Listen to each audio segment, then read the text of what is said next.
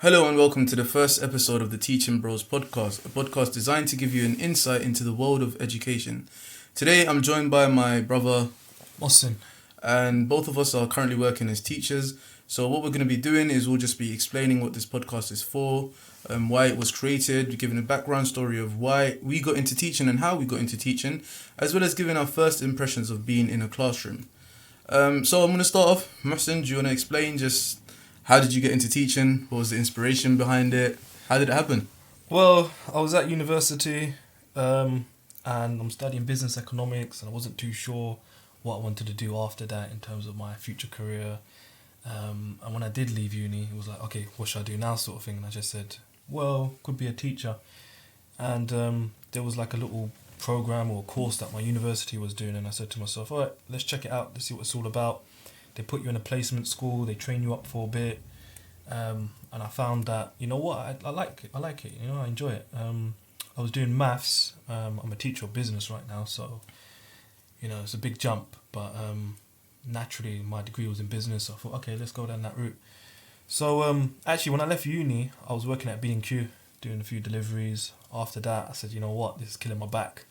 You know, taking all of these tiles and flooring up stairs and It's a bit of a jump though from B&Q into teaching. Yeah, it's a big jump. Going from, you know, sitting in the passenger seat, delivering tiles and all of this stuff, to fence panels, to, you know, teaching students. It's a big jump. Then you're the driver now. You're steering the whole classroom, man. I guess so, yeah.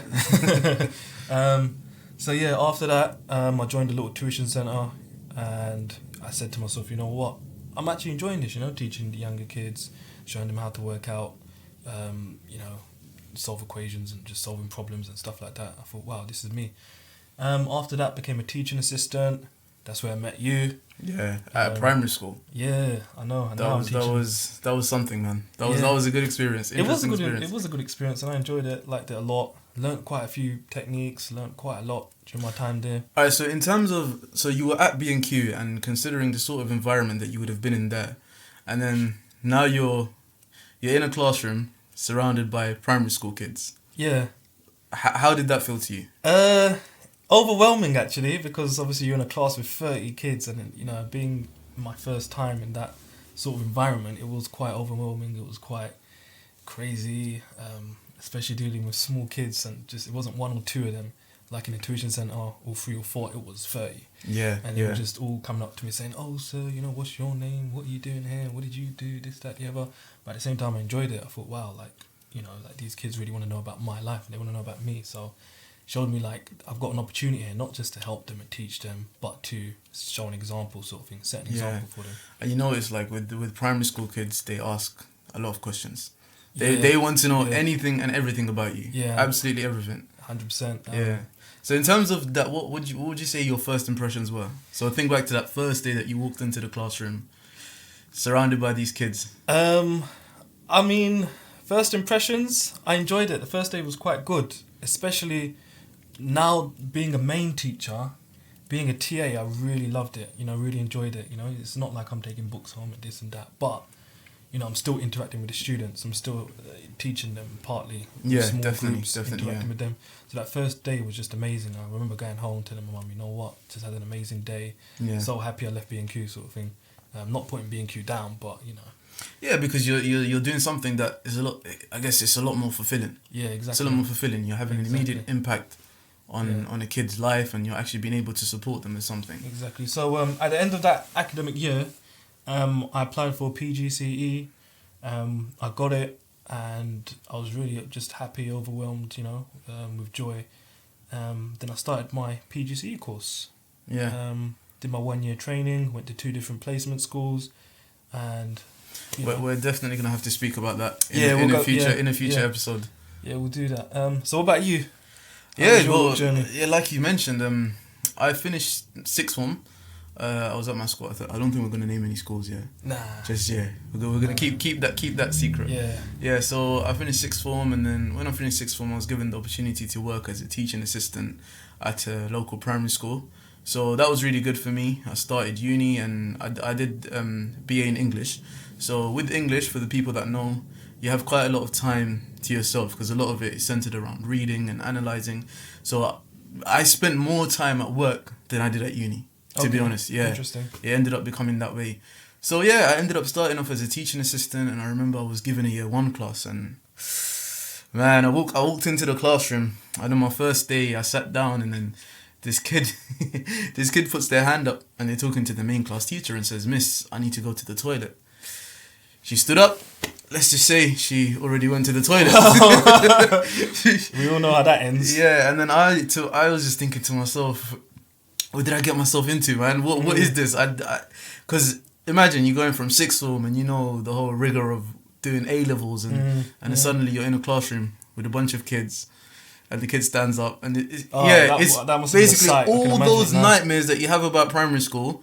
That felt like it was that. Crazy. But honestly speaking, it was a wonderful experience, man. Overall, it was a really good experience, and just spending time, as you said, helping those kids to develop. Yeah. I was doing booster sessions with them, doing these, concentrated reading sessions. Yeah.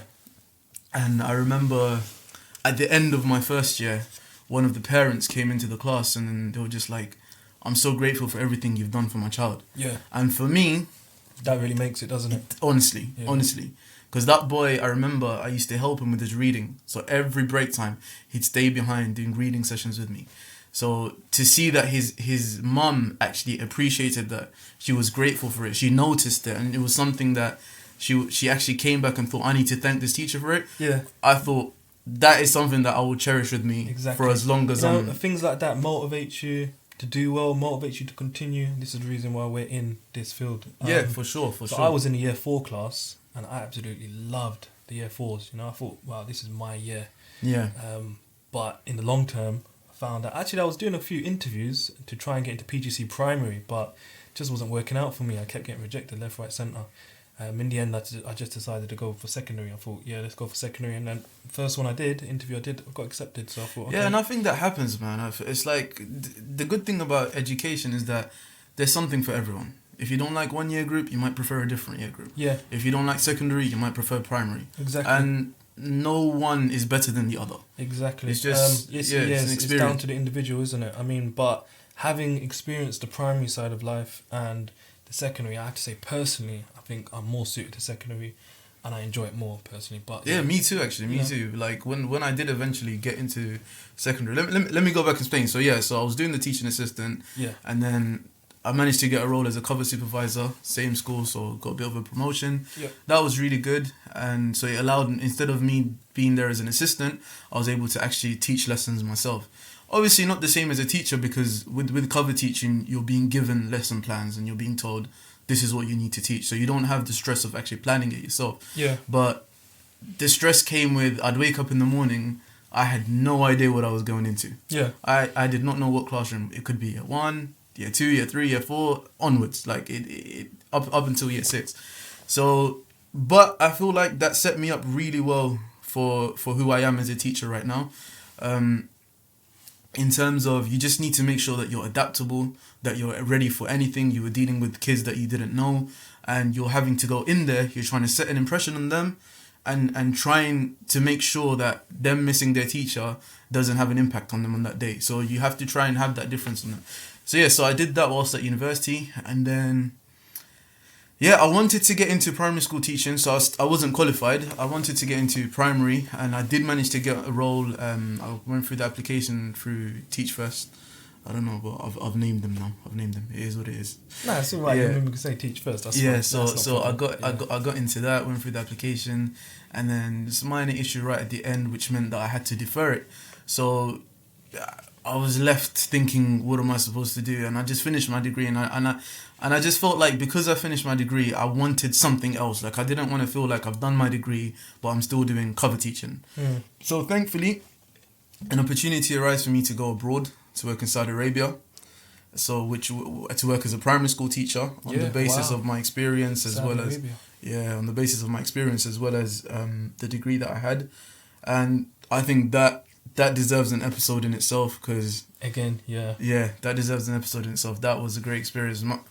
my son actually ended up coming during the second year. Well, I couldn't say no, could I? But I'll tell you dragged him something. along. Dragged him along. That was one of the best years of my life, actually, teaching in Saudi Arabia. Yeah. Beautiful. But yeah, we'll probably have to spend the whole episode on just that. Yeah, again, like it was a primary school. It's primary school environment, an all boys school. So that brought about its own challenges. It's different culture, different country. In the capital city. Yeah, in the capital city of Riyadh. So that was a good experience, though. Definitely, I think I took a lot from that. But then I always told myself I need to go back to England and finish up my qualifications. I don't want to just settle for that. I do need to make sure that I've got myself a PGC or whatever else it may be. So when I came back, I was still thinking to myself, I was hesitant. Do I want to commit to primary? I needed to try secondary so that I know whether that's for me or not. Yeah. And then thankfully I managed to get an opportunity to work as a cover teacher at a secondary school in London. And then within the first week, Did you realise? The first week, you know that light bulb moment. Yeah. Yeah. Within the first week, I got that light bulb moment. I So just you thought said to myself, "This is me now." why did I not do this from the beginning? Wow. Honestly, I just thought to myself, why did I not do this from the beginning? Why didn't I commit to this? Don't get me wrong, primary was amazing. Yeah. It was amazing. Yeah. I loved every single bit of it. The relationship that you develop with the kids, Yeah. the support that you give them, because with primary you're giving them the foundation to progress, to excel. Exactly. So it was good. So yeah, I did that, Yeah. and then that led on to me getting a role as an English teacher at the school that I went to. Halfway through the year with that, I didn't have any qualifications, so it was on the basis of my primary school experience. I taught tons of lessons, so I knew what I was getting myself into, but it was a challenge in itself as well. And then started off with my PGC, and that's where we're at right now. Nice. Yeah, Excellent. secondary English. How you finding it right now, then? Yeah, it's good, man. It's good. I think because I've had Previous experience. yeah, because I've had that experience, I've taught so many different lessons. It's not phased me as maybe somebody that's just gone into it fresh. Exactly, from like a different field or a different... Exactly, job yeah. role. Yeah. So me going into the classroom, I've already taught Yeah. hundreds of lessons before Yeah, this. I think that's the advantage with us. Like, we've got that background of teaching already. Like, we were TAs and we started from the bottom sort of thing, whereas some people are just coming in, like, right in the deep end. And they're Yeah. not too sure what they're getting themselves into in terms of the workload, planning, marking. But, my advice is it does get easier. No, of course. With experience, like you can't. Yeah, it doesn't just happen overnight. It doesn't happen on the first day. Even me, I struggled a bit, but... And I'm eventually sure get you onto it. still struggle. You have off Yeah, days. I mean, I still struggle with the workload. I mean, in terms of marking now, I'm much more confident in terms of my subject knowledge. I'm much more Yeah. confident. Won't happen in the first year. And I'll tell you what, I'm in my 4th year of teaching now, and subject knowledge is still... It won't be perfect, basically. Let's just put it like that. Yeah. But that's definitely something that, as a teacher, you are constantly striving to just make sure that you're keeping up with what's going on right now. Yeah. You don't qualify as a teacher and that's it. You know everything about the subject. There's always something to learn. Yeah, you're forever learning as well. Exactly. You're a student as well, basically. Yeah. Yeah, and I feel like in terms of with that subject knowledge stuff, like you're constantly there's professional development sessions that you do in terms of honing your craft as a teacher, turning your knowledge as well, and there'll be off days, there'll be days where you're enjoying things. Though when I first walked into the classroom, I was nervous, man. I was just about to say, my first day in that classroom, my first placement, my head of department at the time, or my mentor, shall we say, she introduced me to the class as an economics specialist, and I thought, wow, like, that's a big role. Pressure right there. Pressure, trust me. And then I walked in, and it was like, I was shocked. I looked like a bird that had just seen like car headlights in front of me. Yeah. But, so you didn't fly away, no? Nah, but if I had wings, I would have. Probably. But yeah, I mean, just dealt with the situation really. I had my lesson planned, and I taught my lesson. There were a few kids talking. You just try and do your best in terms of behavior management. Yeah. And then you just because you're not going to figure everything out from the off. Like you're not going to figure everything out right from the beginning. No. It's a slow process. It is a slow process, yeah. It's you develop skills. There'll be certain things that will work for one class that won't work for another class. Exactly. And I think one of the main things is just having a good mentor as well. That might help you through your training to become a teacher, having a good mentor. Because if I ever got something wrong in a class, my mentor would put a hand up and be like, hang on, sir, I think maybe this might be the right answer. And I'll be like, you know what, miss? you're right. Actually, this is the right answer. But she did it in a way that wasn't exactly. It wasn't demeaning. Exactly. I mean, I've heard stories of some teachers just saying, sit down, Mister Whatever. Let me take over now. Or that's wrong. I mean, there's ways of doing things. Yeah, and I think when we do talk about when we go into that episode about training to teach, definitely the role of a mentor is massive, man.